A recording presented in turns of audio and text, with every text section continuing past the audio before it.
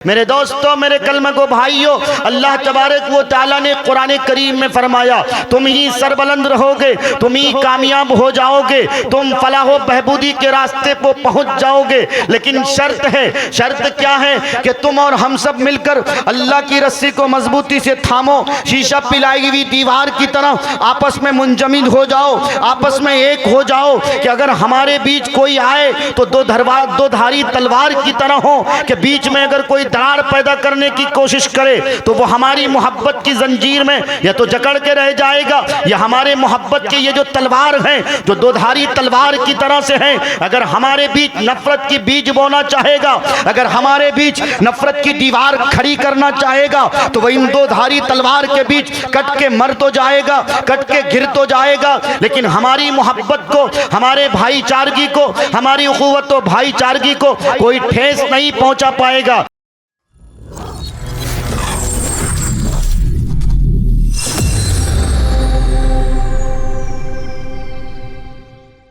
अऊज़ु बिल्लाहि मिनश शैतानिर रजीम, बिस्मिल्लाहिर रहमानिर रहीम, वअतसिमू बिहब्लिल्लाहि जमीअन वला तफर्रकू।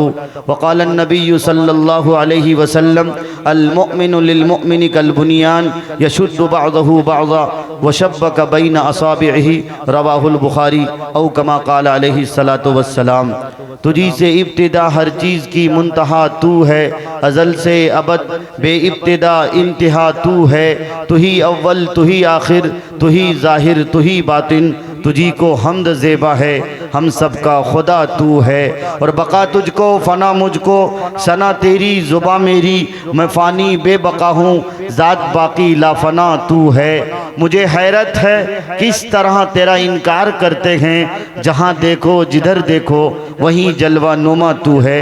बादाए तौहीद के मतवालों, शम्मे रिसालत के परवानों, हज़रत मोहम्मद मुस्तफ़ा सल्लल्लाहु अलैहि वसल्लम के दीवानों, अल्लाह तबारक व तआला का लाख लाख शुक्र एहसान कि अल्लाह तबारक व तआला ने हम सब लोगों को ईमान की दौलत से सरफराज फरमाया, और हम पर बहुत बड़ा करम एहसान शुक्र फ़ज़ल ये फरमाया कि हम सब को नबी आखिरुज़्ज़मा, ताजदार मदीना, सरवरे कायनात, फ़ख्रे मौजूदात, हादी सुबुल, साक़ी कौसर, शाफ़े महशर, शफ़ीउल मुज़नबीन, रहमतुल लिल आलमीन, जनाब हज़रत मोहम्मद मुस्तफ़ा सल्लल्लाहु अलैहि वसल्लम की उम्मत में मरहमत फ़रमाया।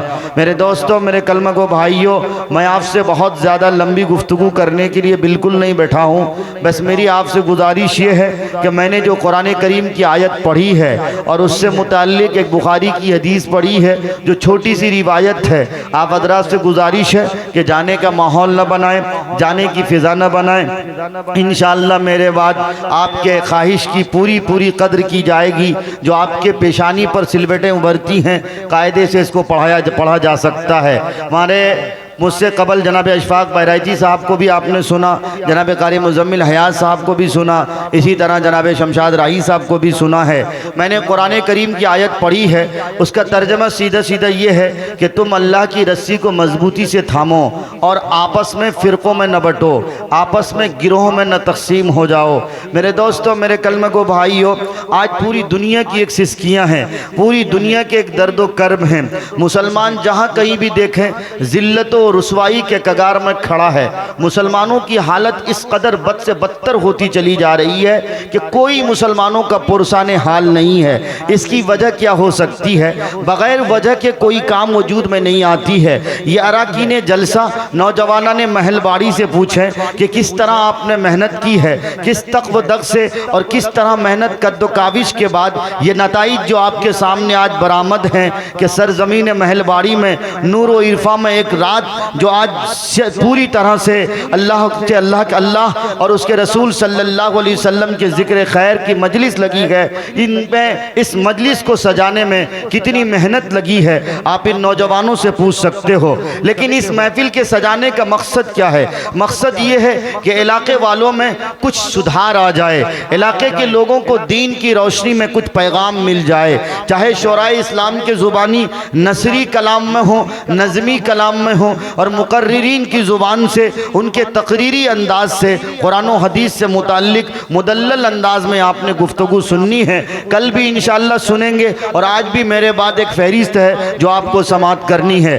मेरे दोस्तों, मेरे कलमा को भाइयों, मुझे आपसे बताना ये है कि आज पूरी दुनिया की जो हालत है उन हालात पे आपको गौर करना है।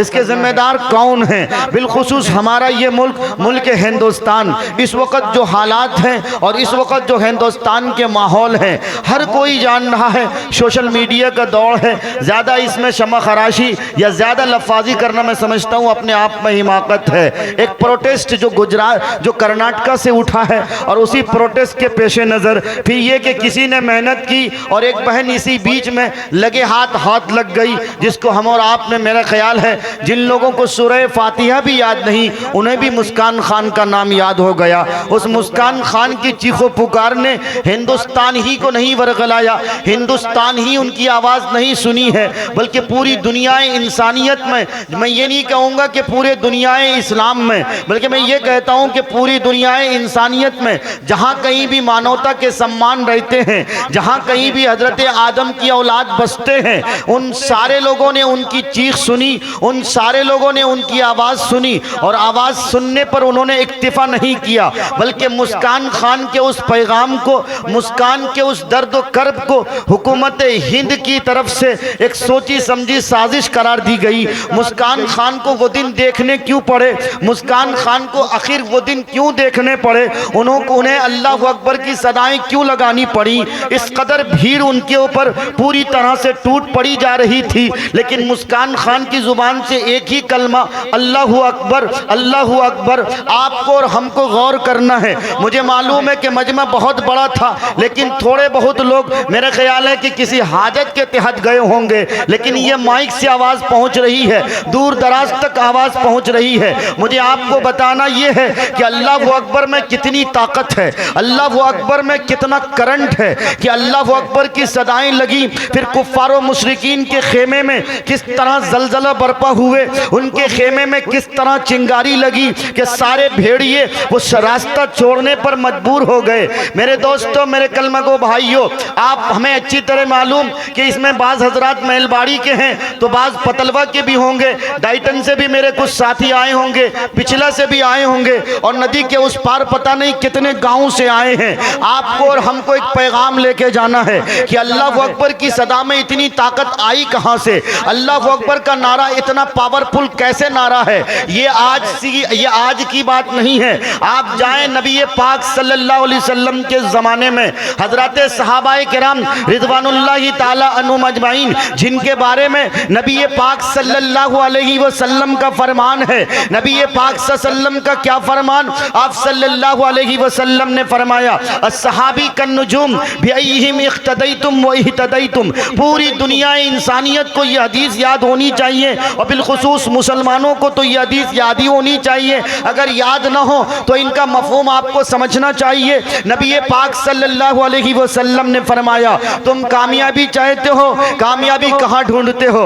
तुम फलाह व बहबूदी चाहते हो, तुम चाहते हो कि एक तरफ 313 की तादाद थी, एक तरफ हज़ारों का मजमा था, लेकिन 313 की तादाद में क्या आवाज़ थी, क्या सदा थी, उनके ईमान में कितना करंट था, उनके ईमान में किस तरह हलावत थी, वो ईमानी जज्बा कैसा जज्बा था, वो ईमानी हलावत कैसी हलावत थी, इस बात को समझने की ज़रूरत है। मेरे दोस्तों, मेरे कलमे को भाइयों, अल्लाह तबारक व तआला ने कुरान करीम में फरमाया, तुम ही सरबलंद रहोगे, तुम ही कामयाब हो जाओगे, तुम फलाह व बहबूदी के रास्ते पर पहुंच जाओगे, लेकिन शर्त है। शर्त क्या है? कि तुम और हम सब मिलकर अल्लाह की रस्सी को मजबूती से थामो, शीशा पिलाई हुई दीवार की तरह आपस में मुंजमिद हो जाओ, आपस में एक हो जाओ, कि अगर हमारे बीच कोई आए तो दो धारी तलवार की तरह हो, कि बीच में अगर कोई दरार पैदा करने की कोशिश करे तो वो हमारी मोहब्बत की जंजीर में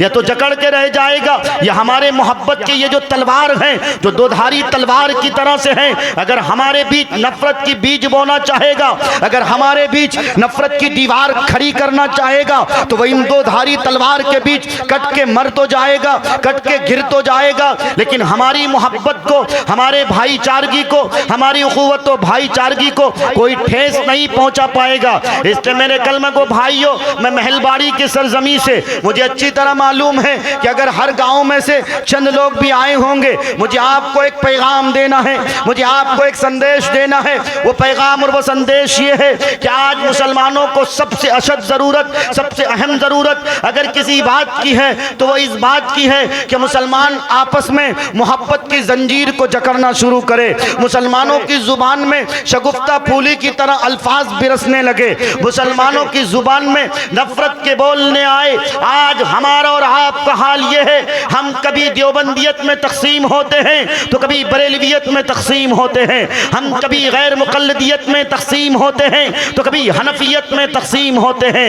यही वजह है कि बातिलों को शोशा मिल जाता है। टीवी स्टूडियो में बैठने वाले, चाहे आप इंडिया टीवी देखते हो, चाहे एबीपी न्यूज़ देखते हो, चाहे आज तक के आप न्यूज़ देखते हो, 3 तलाक का मसला आ जाता है, कभी हमारे और आपके वजूद की बात आती, एनआरसी और सीएए की बात आती है, कभी इस हिंदुस्तान से जो मुस्लिम पर्सनल लॉ जंग आज़ादी से पहले जो तहरीक बनाई गई थी, हर मजहब और हर मजहब के जो आस्था रखने वाले लोग हैं, उस आस्था रखने वाले को अपने मजहब के आईन के मुताबिक आज़ादी दी गई थी। और उस आज़ादी के लिए भीमराव अंबेडकर ने जो संविधान बनाया था और संविधान में हमारे और आपके हुकूक दिए गए, उस आईन के तहत आज पूरी दुनिया में हिंदुस्तान की छवि खराब हो रही है, हिंदुस्तान का नक्शा गंदा हो रहा है, हिंदुस्तान की तस्वीर पलीद हो रही है। इस हिंदुस्तान से जो हम माइनॉरिटीज में हैं, हम मुसलमानों को तंग किया जा रहा है। कभी हम टोपी दाढ़ी के शिकार होते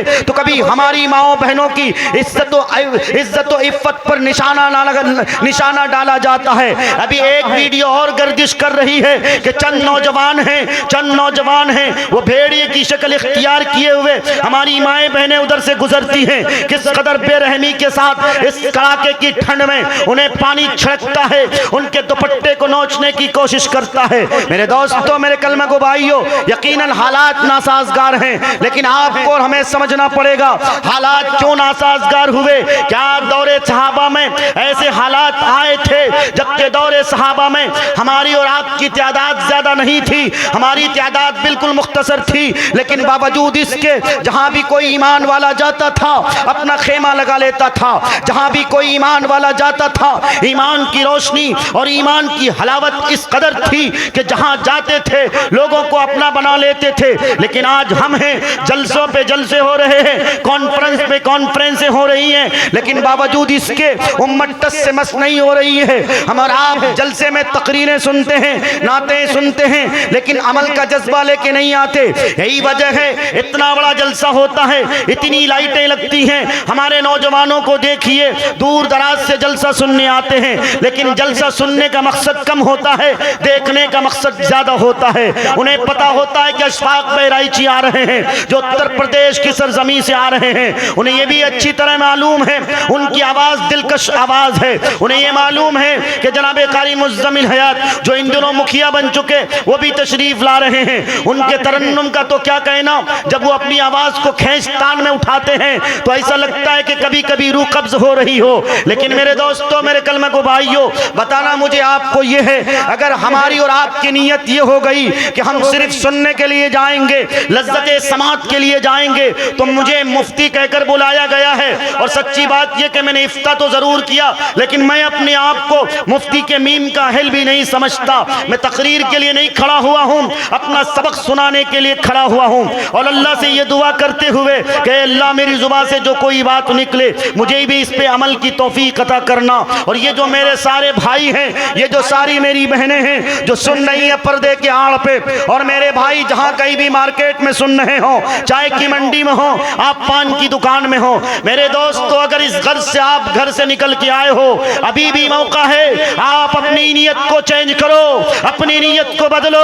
वरना सच्ची बात यह है, अगर लज्जते समात के खातिर आपने नाते सुनी, आपने तकरीरें सुनी, तो हमारे और आपके कान में कल क़यामत के दिन अल्लाह तबारक व तआला शीशा को पिघलाएगा और फिर मेरे कान में ठोसा जाएगा। बेहतर जमात को, चाहे अंबिया हो चाहे और कोई जमात हो, सारी जमातें आप ही के गोद से तो परवान चढ़ी हैं। आप अल्हम्दुलिल्लाह इस्लाम की मुकद्दस शहजादी हैं। आपने अपने दामन को जब फैलाया है तो अल्लाह तबारक व तआला जब आपके हया की चादर इस दुनिया में लहराती है तो अल्लाह तबारक व तआला मुसीबत को टाल देता है। लेकिन आज मेरी माएँ हया की चादर को उतार के रखी हैं, इसलिए मैंने कमेटी के भाइयों से भी गुजारिश करूंगा, 2 बूढ़े चचा को उधर माओ बहनों में भेज दें। इंशाअल्लाह वो 1000 रुपए नहीं बल्कि उनसे मोटी रकम लेके आएंगे। आप तशरीफ रखें, मेरे बाद बिला किसी ताखीर के जनाब कारी अशफाक बहराइची साहब तशरीफ लाएंगे।